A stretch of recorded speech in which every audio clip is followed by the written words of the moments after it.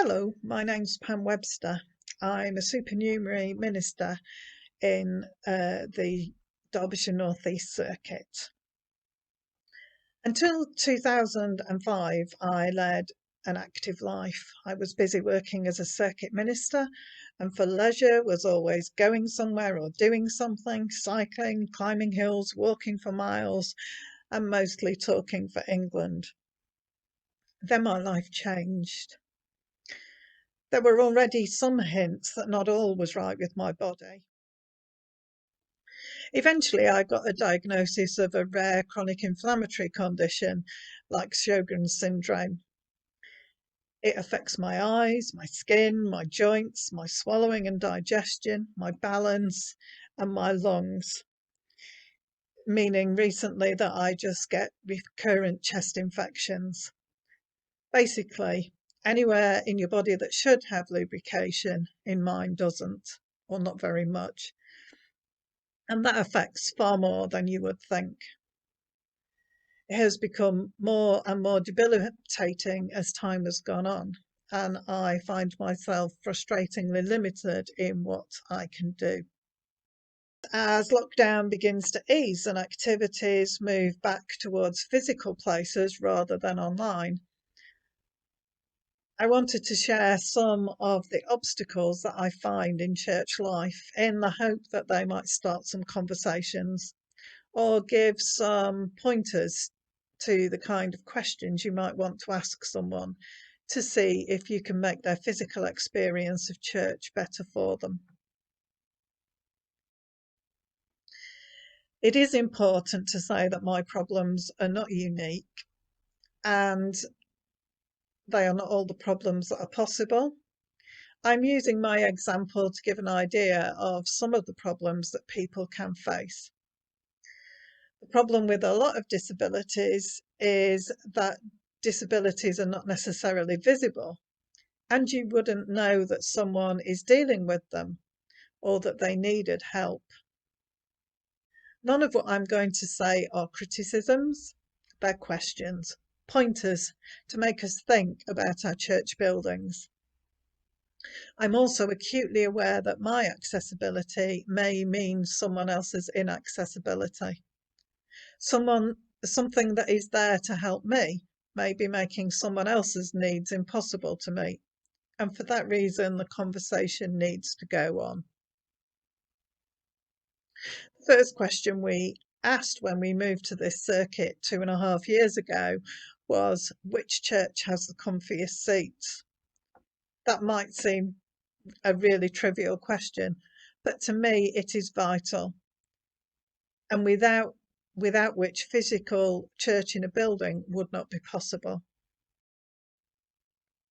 I'm incredibly grateful to have a blue badge, but that's no help to me if there's nowhere near enough the building to park, or someone without a blue badge has parked in it. What about the entrance into the building? Is it level? You would be amazed how big an obstacle a raised door frame at the bottom is. When you're wobbly, in a wheelchair, even with a pushchair or just got your hands full, that's an obstacle. Is the door too heavy? Can someone open it by themselves?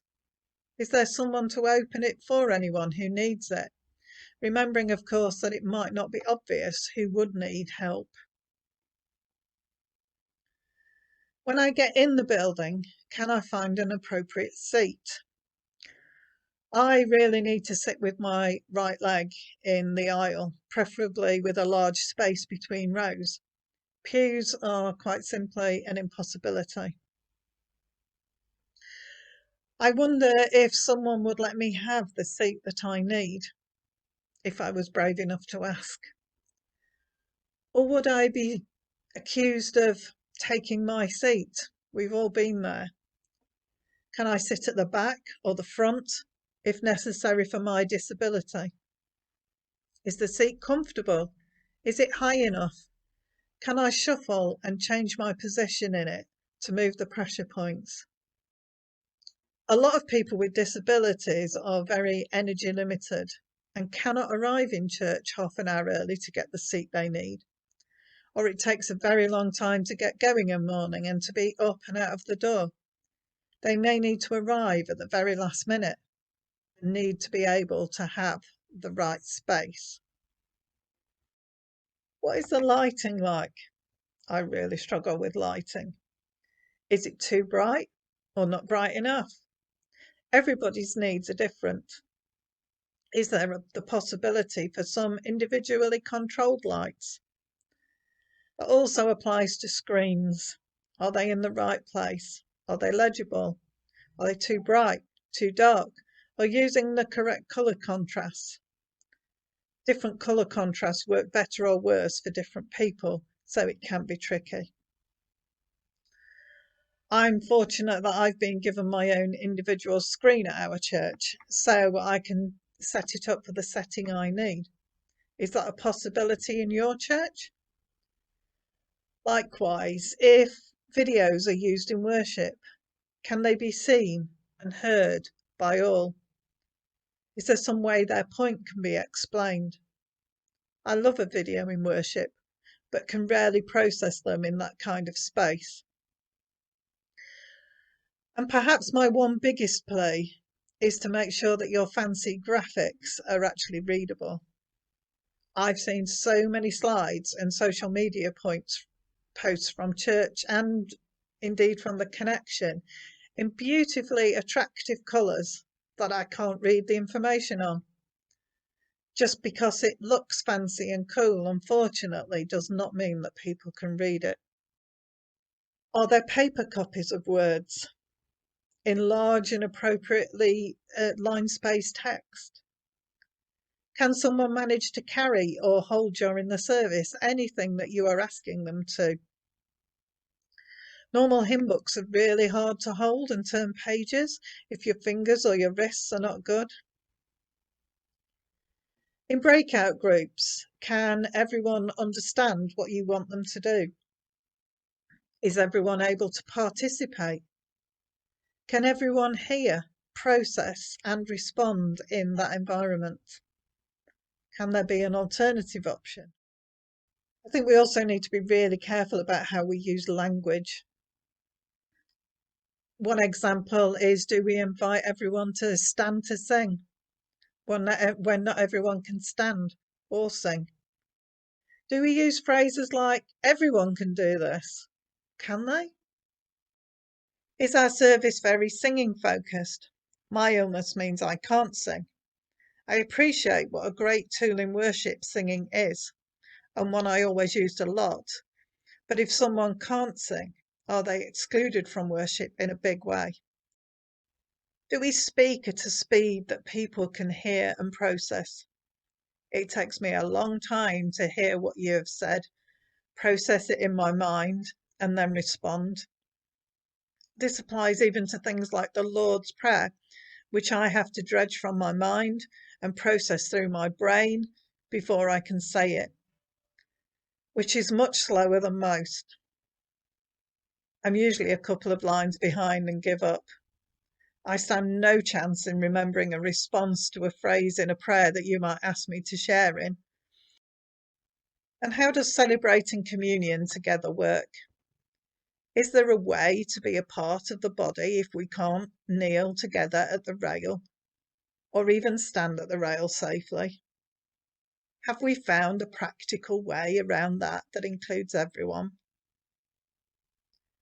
And what about after the service? I love to share fellowship, to hear how people are and what's happening in their lives. It's probably my one opportunity to speak to people in a week. But it's incredibly hard to have that conversation in a noisy room where everyone else is eagerly doing the same. Is there a quieter space where everyone who needs to, where anyone who needs to can go and talk without the oral distraction? No church can meet all these needs, but it is good Christian living to be aware of others' needs and do what we can to make church buildings and services as accessible as possible. Have we at least thought that there may be needs? and ways we could work around them and with them. Please don't assume. What is most important is to ask people what works best for them and be willing to do all you can towards that. But also, don't forget those who won't say anything, who don't want to make a fuss. Try and think what might be excluding somebody and ask what would help best. And it's important to remember that as some joyfully go back to meeting in church buildings, there will be those who can't access physical church at all. How can we continue to meet their need and not re-exclude those who have found during lockdown that they have access to so much? But maybe that's the subject of another webinar.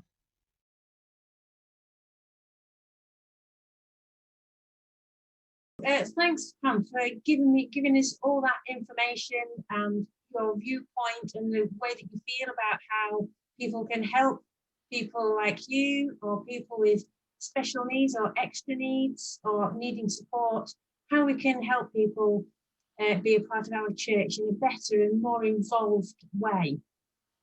So I just wanted to pick you up on what you said about the pews when you were saying that for you it was just a non-starter. And a number of times I've come across arguments and discussions in churches about whether they should leave the pews or not. And only recently, discussions about whether they should have accessible toilets because it would spoil the look of the church. And to me, it's why is anybody even discussing this? It's not a discussion point. It's a you do this for me, but clearly there are other people who feel differently. And I wondered when you come across attitudes like this, how it must feel for you, for people to think that there is a choice in the matter as to whether they become a more accessible and accepting and welcoming church. To be quite honest, it makes me feel unwanted. If you're not willing to do a relatively small thing to make it possible for me to come to church, am I not important? Does it not matter if I'm not a part of your church? And I guess the biggest danger of that is it's possible for people to read "I don't matter to this church" as "I don't matter to God." And it being a rejection by the church is a rejection by God. People are frightened to ask. Some people who need help don't like being asked, and others would prefer that one did because then they can get the help that they need. What's your take on that? Yeah, a few years ago, I decided if I didn't tell people what I needed, then I couldn't complain that they weren't giving it me. If I tell people what I need and they say no, then we all know where we stand.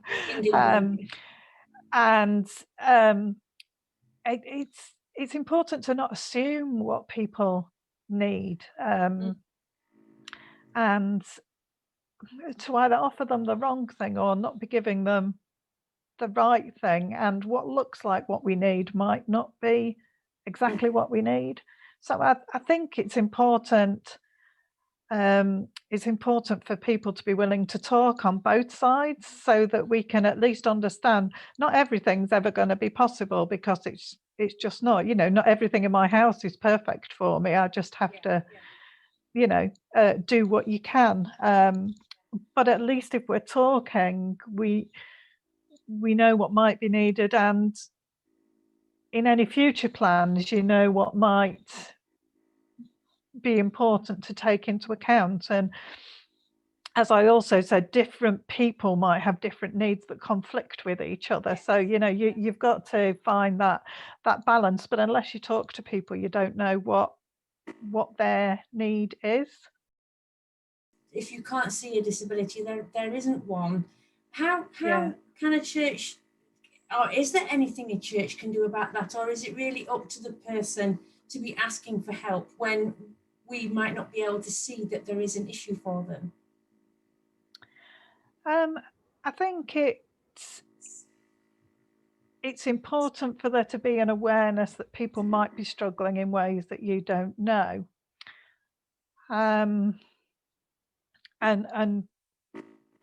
yeah, not to make assumptions, but it's also maybe up to the person who has those disabilities to say something, however hard that might be. I think it would be just don't assume that you know what's happening in someone else's life.